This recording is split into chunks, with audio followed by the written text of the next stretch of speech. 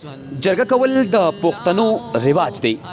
بل طرف ته په کانګړه کلي کې د دوو فریقینو ترمنځ راضینامه شوې ده.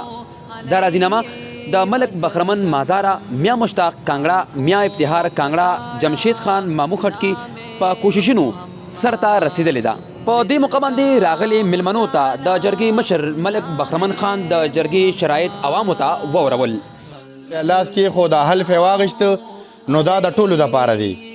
کدی کې چا سره چا منډه تړله والي تاڼه تحصیلې کړي، یو بل له ورغلي د یو بل کومک یې کړي، نو په دې حلف لاندې دا ټول رال او د الله تعالی د رضا دپاره دواړو طرفینو یو بل وبخل. شکریا چې ادا نه کړم نو دا به نامناسب وي.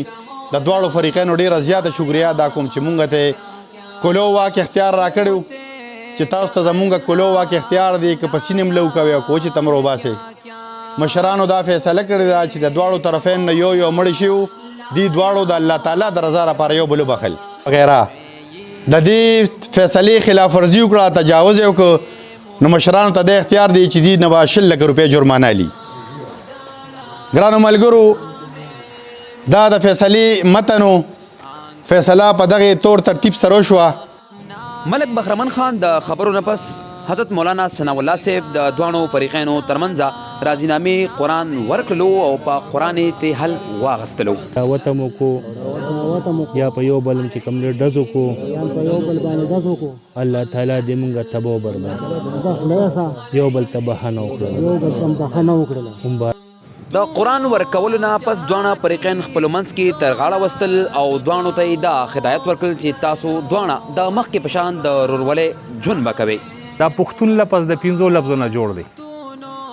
پې منه پته، هې منه هېګړه، ته منه تورزن، و منه وفا، نون منه ننګ پښتون. دا پښتون لفظ عجیبه غونتی لفظ هم دی، خو ډېر د غیرت او د ننګ ناموس لفظ هم دی. دا چې مونږ کمې خبرې کوو دا زمونږ پښتو نه ده، دا زما زبان دی. دا چې کومه خبرې مونږ کوو که نه دې ته پښتو نه وایي، دا زمونږ زبان دی. پښتو هغه شي ته وایي چې په یو خبره کې کلک ودرېدې، بس هغه پښتو ده. لکه بعضې وخت کې خیال هم کړي ده سړي دا کور کې دا سپی هم ساتلي، دا سپی چې په یو خبره کلک شي نو مونږ ویل لکه د پښتون د ذاته دی، وایو که نه. په دې موقع باندې ناظم میا مشتاق احمد د راغلي مېلمنو د دواړو فریقین د جرګې د مشرانو او د ټولو علماء کرامو شکریا ادا کړله.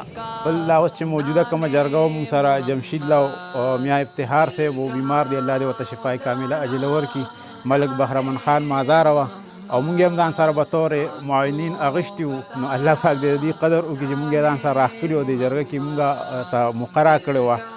او بیا د هغې نه پس زه د ټولو فریقینو د دواړو فریقینو ډېر زیات مشکور یم چې هغې ډېر په ښه طریقه سره، ډېر په اسانه سره مونږ سره نه سختي کړې ده، نه راته چا داسې سخته خبره کړې ده، او ډېر په اصولو څنګه چې د پښتنو طریقه وي، د پښتنو معاشره وي، هغې کې مونږ سره خبرې کړې دي، او مونږ ته یو منټ دپاره څه تکلیف دی نه دی راکړی، او ډېر په اسانه سره زمونږ هغه فیصله دی منلې ده. نو الله پاک دې د دواړو فریقینو هم ډېر زیات عزت وکړي، د دې ډېر زیات مشکور یو.